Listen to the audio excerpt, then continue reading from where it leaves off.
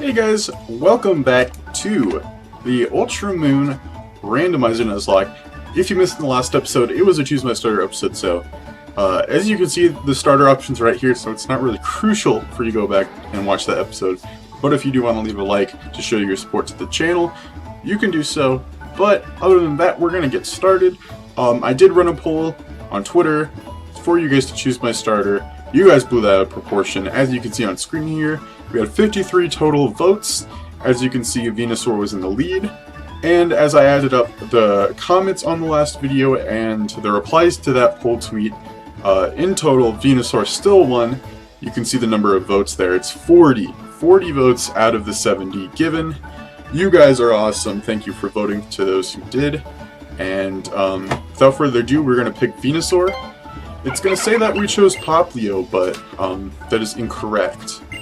We chose a different starter Pokemon from a completely different region. And I'm really excited that you guys chose Venusaur, because while Mankey on the team would be interesting, you know, more interesting than having a starter, an actual starter Pokemon as a starter, you know, even Chestnut, even though I hate to admit it, would be better than Mankey.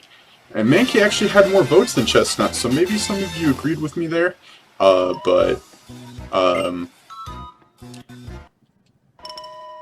it's a Mega Venusaur! Yo! That was definitely something I would not have known. Wowza. Well, we will definitely take that. Man, I'm recording this like 3 whole days before you guys find out that it's a Mega Venusaur. I'm more excited than ever for you guys to find that information out. Hopefully we won't ever have to do what happened in X, where we have to save the game and then reload it on another version of the emulator, because I want to keep this as a Mega. Wow. Looks like we have drift going on here. Don't like that. Well, I am going to name this after a supporter of the channel, so let me just open up Twitter real quick. Wow. See, I had a feeling, like, you know, when I was thinking about it, I was like, we're gonna get a shiny. Maybe I'll get that lucky, because we haven't had a shiny starter, but a Mega starter is definitely appreciated. We've gotten plenty of support recently. I'm gonna name this after somebody who also joined the Discord server, and he voted like literally last second by commenting on Twitter, on the YouTube video. So we are going to name this after him. Spot D. I don't know if that's really how you pronounce it, but it's Spot and DY, so I'd assume it's Spot D and not Spot Die, but, you know, if I'm wrong, I apologize, and you can let me know down in the comments if you are watching. But wow, how exciting is that we're starting off with a Mega Venusaur? You guys really chose good, and I'm happy that you did. Because if it wasn't to choose my starter, I would have chosen Venusaur anyway, so. Time to meet my island Kahuna. I don't know why they only give you the options to question it, like, bruh, of course we're going to talk to the island Kahuna. Who else are we going to talk to? Professor Oak? Nah. Come on, bruh. We don't get Pokeballs yet, but we can definitely see what we have for opportunities for our 100% capture encounter, because the first... Oh wait, no, he was just telling me to put it back in the Pokeball. I thought that for a second he was telling me that he gave me Pokeballs. But yeah, we can see for sure what our first encounter is, or what it could be, that is, because 99% sure he didn't give us Pokeballs. Which also means that the Nuzlocke doesn't start until he does give us Pokeballs. So let's see what else what we could get from here as our 100% encounter. Beedrill, I'll definitely take that. That'll make us start off with a Kanto team, but, you know, I'll definitely take that. That's another Pokemon that can Mega Evolve, so that would definitely be good to have 2 Megas. Especially, you know, if only one needs the actual Mega process and one's automatically Mega. Because that means we can technically have 2 Megas out in one battle. Which every Pokemon trainer that has played up through the 6th generation knows that's impossible. At least through the 6th generation, I should say. Alright. We could also get a Ducklet, that's less exciting. And since evolutions are not randomized, we would end up with a Swanna. Not particularly fond of Swanna. I believe in the last episode, I might have mentioned how I got Shiny Mewtwo in the Max Adventures and Sword. And if I did mention that, then I most likely mentioned how I was hunting for Suicune now. And literally last night, like the last one I was going to do last night, I got Shiny Suicune. It was super exciting. I'm going for Tornadus now because that was the other one I had saved. Because I kept on saving them before I actually decided to keep on sticking with Mewtwo. So now I don't have any other ones saved except for Tornadus. If it's not randomized differently from our starter options, that means he's gonna have Chestnut, because Chestnut was Litten. So if it's not randomized, and he keeps that the whole game. So, because I set it for that in the randomizer, I put it so he'll have the same starter the entire game. So that means he'll have a disgusting Chestnut the whole game. Sorry to offend those who like Chestnut for a very legitimate reason. I hate Chestnut because I don't like its design. That's a personal opinion. But if like any Chestnut stuff gets brought up in the future, just come to expect that I hate that Pokemon. So I'm gonna say negative things about it. But let's just see if he actually has it. No, he has Mankey. I guess I was wrong about where the spot where Mankey was. I thought Chestnut was the Litten spot. Oh yeah, that's right. Litten was in the middle. Okay. So it's not Chestnut, it's Mankey. Unless it evolves, he's gonna have a Mankey the whole game. It's set in the code for a starter to evolve at some point. I wonder if it does that for the randomizer too, so he'll end up with a Primeape instead. Pretty sure Mega Venusaur has good special defense. I don't look particularly I don't look too much into statistics and stuff like that because I'm not a competitive Pokemon player myself. But I am trying to get used to using stat boosting moves and stuff like that. So I definitely look into stats sometimes, but not like extremely well. But I would like to look at its statistics just to see what we're dealing with here. Venusaur is generally just a good defensive-wise Pokemon in general. It is a bulky guy, as most final evolutions for starters are.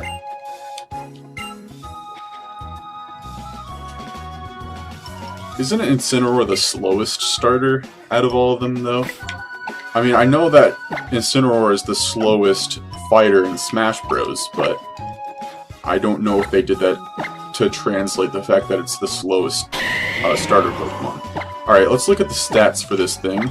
As a bashful nature, I will look up after the episode if that's a good nature for Venusaur. If so, then we're going to have a monster of a Mega Venusaur. So our defense is at 20, it's the same as special attack. Special defense is at 19. Speed, I was not expecting to be too high anyway, so it is the lowest stat we have. But that's alright. Let's see what this item is. We can also see what another potential encounter is. Dusk Ball. Alright, I'll definitely take one of those. Alright, let's see what else we can have. Klefki. Alright. Well, that wouldn't be the best option either. But I will definitely take it if we do have it. I just don't want to have it. That's the situation I'm dealing with here. Do we have to do the thing with Lillie and Tapu Koko in this game too? I won't fast forward through it because, you know, I want to try to enjoy this game. As much dialogue and stuff that's in this game, you know, I don't want to fast forward it. I want to enjoy the game, you know, let it all swoop in. I haven't played a Generation 7 game, like, all the way through in, like, 2 years, I think. You know, since I completed Ultra Moon. Or, no, Ultra Sun was the one I played secondly. I hunted in Ultra Moon, because I completed the Dex in Ultra Moon. I did that because I completed the Dex in Sun, so I wanted to do the opposite version for Moon, just to be weird, I don't know. Which I was really lucky because I lost my copy of Ultra Sun somewhere at my mom's house. And I can no longer have it because if they did find it when they cleared out our house, you know, I wouldn't be able to keep it because all the stuff in our basement was smoky or ruined by water, and it was definitely ruined by water. So I'm glad I decided to hunt on Sun and then flip-flop to Ultra Moon when those came out. I very much have my copy of Ultra Moon still. I don't shiny hunt on it anymore, obviously, since Sword and Shield have been out for a year about. Just a couple more weeks until the 1-year anniversary of Sword and Shield. Came out on November 15th, I believe. That's a very easy date to remember. Wow. Cosmog looks really good without the black outlines. I'm really happy that I decided to take those off. Yo, here come the boys. Let's see what Spearow has been randomized to. Watch it be like Mega Charizard X. Good thing we don't have Pokeballs yet, so whatever it may be, we won't have to worry about a single thing. We can battle it over and over again. While it may be agitating to see, no matter how many times I do it, the lock doesn't start until I get Pokeballs. Who are you? Don't worry about who I am, gamer. My frickin' baby Pokemon is out there dying. I'm really sad they don't let you shiny hunt Cosmog in Sword and Shield. I mean, I know it's understandable why they would do it. You can get shiny Solgaleo and Lunala anyway, but like, it would be cool if they let you shiny hunt Cosmog as well. Okay, it's a Gardevoir. Still super effective against Venusaur, being a poison type. But I can try my best. Start off with a Leech Seed for setup. That seems like a good idea. It avoided the attacks, so, you know, that was a waste of time. That was a lot of damage. Okay, no more wasting time with Leech Seed then. Well, I could use it so I could gain health back, like, why do that? Wow, that's not positive at all. I know that there's like some battle in some game. Okay, we have a full heal, but not a full restore, so... Oh crap! I completely forgot I picked up the Dust Ball. Okay, this is one of those deciding things that, like, I've seen some Poketubers do. Hold on, let me fix my position on my camera. I've seen some Poketubers like do this. If they pick up a ball before you get the actual balls from Kukui, they don't count it as the lock starting. So that Klefki I ran away from, I'm not going to count that as my encounter. Also, if we lose this, I won't count it. I won't count the lock as starting until, you know, we get actual Pokeballs. So don't worry if you sat there screaming in your head because, you know, I kept on saying we didn't have balls yet, but I literally picked up a Dust Ball earlier. Don't worry. That Klefki we ran away from is not our encounter. I'm going to wait until Kukui gives us actual Pokeballs. So, just wanted to cover that. I completely didn't even think about that. I was like, ooh, a Dusk Ball, nice, I'll definitely take that. And then I didn't think, oh, this means that I can choose whether or not the lock starts here. But I'm not, so it's fine. Here on the Infernoman channel, we decide our own rules for Nuzlocks. Alright, we keep on going on the bridge, right? Oh, poob. Oh, poob. Oh, poob. Well, hello. Dropping your feathers all over little Cosmog there.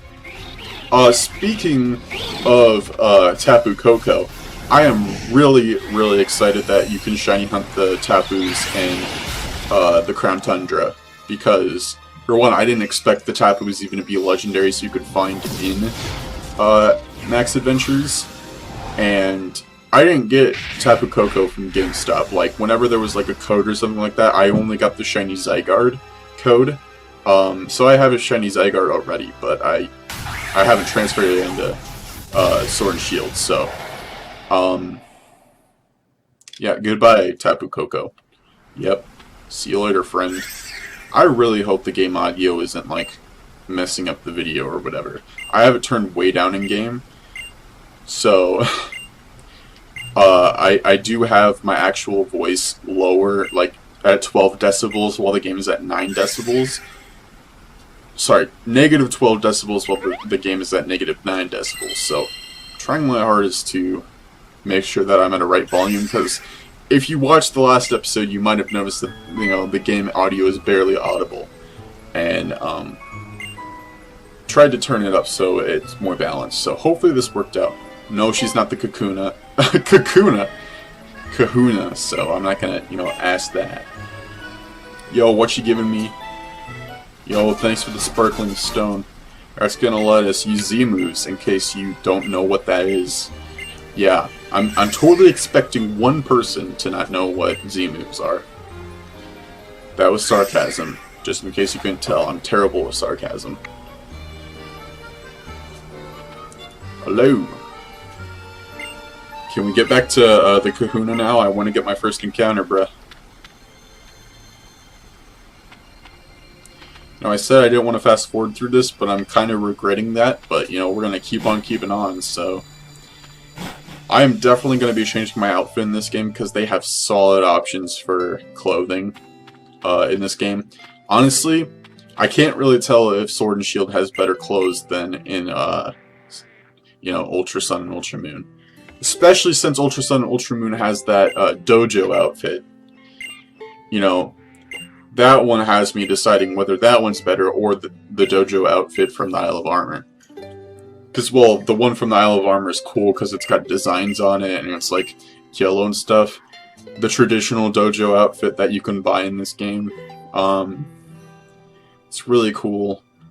And I remember having it on when I obtained it. Have I missed something? Yes, you just missed the whole Tapu Koko thing. You know, that's not something I've really thought about. Like, the whole thing with Tapu Koko going on, you know, a burst of electricity and stuff, and you come back from there and, like, literally nobody is just like, yo, we heard thunder up there, and a lot of ruckus. What's going on, bro? They don't even think to ask that. You know, are you okay? Did anybody die or anything like that? Did you come across the frickin' Tapu of our island? Oh, no. They're just like, yo, the Kahuna's here! Praise Jesus!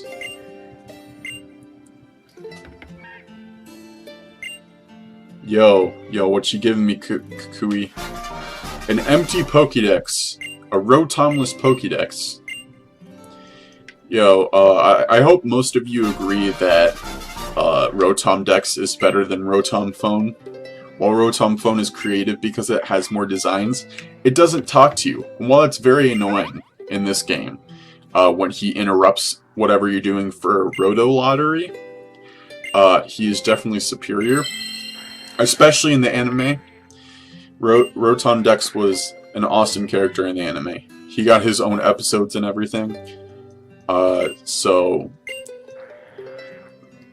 honestly, you know, when I was watching the Sun and Moon anime, I was kind of hoping that Ash's Rotom and his Rotom Dex would, like, come with him to Galar, especially when we found out that Rotom phones were a thing. Like, basically everything you do, the HM replacements, everything like that, Rotom's there. And I was really hoping that Ash's Rotom and his Rotom Dex would come with him to Galar, and it would talk to him while he did that. But then we found out that the Galar anime wasn't going to be a Galar anime. Instead, it was going to be Ash going back to every single region. And his Rotom phone is just used as a Dex. And it's depressing, really. That's right, bro. I don't know what I'm saying that's right, too. I think it's her saying, oh, this guy saved you, or whatever. Kill the Meowth. Use Bubble Beam. I know you're a Mega Venusaur, but, you know, you're in Poplio form right now, so... you have shape-shifted into a Poplio for the time being. The next day. Yo, the window is, like, not even just going through her hair this time. It's, like, leaking through her face. I have many, many questions. Yo, thanks for just barging into our house, Kukui. I'm calling the cops just so you know. They aren't exactly reliable in this game, but they're better than, you know, I'm not even gonna say, I don't even know what to say, like, I'm just saying that I'm calling the cops on you, Kukui. A man barging into someone's house without knocking and is not wearing a shirt is not permitted in this town. I just moved here, so I don't exactly know the rules, but I'm guessing that is one, so... Time to get our first encounter. You know, one thing I am going to skip, however, is the pointless catching tutorial. That I am very happy they got rid of in Sword and Shield. Yeah, I know, man. I know. I thought I randomized the catching tutorial. I guess that wasn't an option in this one. I remember doing that, though. Pretty weird. But the lock is officially about to actually start, guys. Are you excited for this actual Nuzlocke to start? We have a Dusk Ball to start off, but since this is 100%, we won't have to worry about that. We are going to be using regular Pokeballs. Unless, you know, we encounter something that I think will match in a Dusk Ball super well. But other than that, we're going to use regular Pokeballs. We only got 10. Greedy bastard has 50, and he gave us 10. Yeah, I know how to get to Icky Town, dude. We were just there 5 seconds ago. Alright, first encounter of the game is going to be Pignite. Alright, starting off with a starter squad. I guess we're doing a starter squad this time around. I'll definitely take a Pignite. Fire coverage is really rare early game in Nuzlocke, so even when randomized, so I'm very happy. I don't know why I'm using moves. Why am I using moves? It's 100% capture rate. I've been going on a rave about that for the whole episode, and I decided to attack him. 100% capture rate, man. Pokeball. We're gonna catch it. Just watch. It's 100%. Una. Dos. Tres. Click. Gosh, sometimes I just don't think. If you're new, come to expect that a lot from me. I think hard enough to avoid death a lot of times, but, you know, when it comes to, like, this kind of stuff, kind of takes me a while to process it. Alright, Pignite. Who are we going to name this after? Let's take a look at recent followers. I just reached 400 followers on Twitter, so thank you to whoever follows me on Twitter.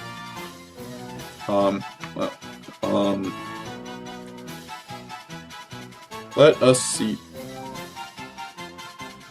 I'm trying to avoid people I named after an X, cause, you know, gave them a shout out recently.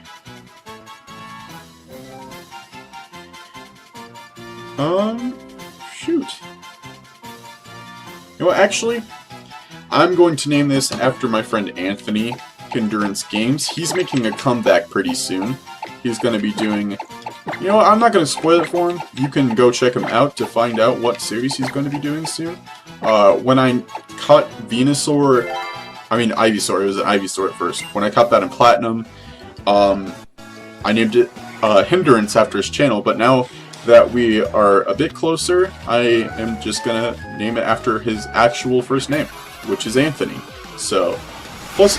You know, an Emboar named Anthony sounds like a pretty cool idea. I am very thankful we didn't run into a Voltorb. If you guys are returning members of the channel, then you know very well that more than Chestnut, I hate Electrode. Electrode is my second least favorite Pokemon of all time. And even though our starter evolved into an Electrode in Black 2, that did not change my opinions on it whatsoever. I took it off the team. It stayed on the team for longer than you would expect from it being my second least favorite Pokemon. But I literally only had it on the team because I was like, oh yeah, well it was our starters, so why not keep it on the team? But then I was like, why is that any convincing point? I hate this Pokemon. Why keep it on the team? Alright. well, we are definitely going to switch out for this situation because both grass and normal type moves are resisted by steel types. And while it is misfortunate that I attacked our Picnic beforehand, even though it's 100% capture rate, we can still knock it out with some fire type moves. Plus we got potions too. Why worry about health when you can just restore? Almost one-shot it. We can take care of it though. One more ember. There we go. Zippity-doo-dah. Zippity-doo-dee. I feel like this is an amazing first episode. You know, we got plenty of laughs in of me being a forgetful dum-dum, and we're starting off with 2 starter Pokemon that aren't even from this generation. Also, I covered this on, like I said this on Twitter, this is the first game I played on the channel. Since, you know, I don't have any way to randomize Sword and Shield, because I don't want to, like, hack my game or anything like that. Incineroar was not an option. This is the first game that we played on the channel where it is a possibility we could end up catching and having my mascot on the team. I'm going to set up Leech Seed just to start off. We literally have nothing that's super... Of course that has Sap Sipper. Gosh, out of all things for it to have, it had Sap Sipper. So we're not setting up Leech Seed. Feels like we're 0-2 with Leech Seed for this episode. We missed the first one, and this time it has Sap Sipper. But all he's using is Echoed Voice, so I'm not even worried. Take that, fool. Destroy. Tackle's actually doing more than I thought, but once again, you know, Dragon doesn't resist normal. I just didn't expect it to do that much damage, but here we are doing a lot of damage to it. Thankfully, we get healed right before battling Hop. Man, I forget that it's press Y to switch in this game. So it is alright that our Pokemon is at 4 health. I mean, level 4 and at low health. You know, I was planning on grinding beforehand, but I guess that's fine. We're gonna battle How. Notice how I keep on calling him Hop. Notice how I keep on calling him Hop. I'm so used to playing Sword and Shield at this point that I keep on calling him Hop. I mean, there's barely any difference between the 2 rivals, you know. Uh-oh. Thankfully, it decided to go for a Grass-type move, being a Grass-type. Hopefully we can run away. Okay, thank God, because if it used a Water-type move, Pignite was definitely dead. And that is not Plus Ultra. Alright, still on Route 1. I don't want to go too much, you know what, screw it. You know, let's battle this kid and end off the episode with it. Because we're going to talk to those weirdos from the other dimension in the next episode, so. Let's finish off this spectacular first episode with a battle against this midget. Entrepreneur Stacy, a return of the Entrepreneur class. As you may know, if you've been watching my Hardcore Randomizer Nuzlocke playlist, link in the description for all my playlists. We got the drift for the controller again. Man, oh man, I need to use a potion. The gym leader class got randomized to Entrepreneur in that. And if you watched yesterday's episode, which hopefully you did, I made a little joke about entrepreneurs. I mean, I even did that in the Morty episode. You know, I just take advantage of the fact that they're the entrepreneur class and make jokes about starting businesses and stuff. So, yes, magical. Can we get a burn? No, we cannot. One more ember should take care of it anyway. I'm probably going to grind up Pigneck to be like level 8 for the next episode, so that'll literally take no effort. But we're already at level 5, so fantastic. Entrepreneur Stacy. If you're strong, please go away. Well, we just had a battle and I won, so obviously you can see that I'm strong, Stacy. But anyways, that's gonna do it for the very first episode of the Ultra Moon Randomizer Nuzlocke. If you did enjoy, make sure you slap that like button, subscribe if you're brand new to the channel, ring the notification bell so you can get notified about future episodes of this series and other videos on my channel. Answer the question of the day down below. This is Infernum and Burning Out, and I'll catch you guys in the next episode. Goodbye.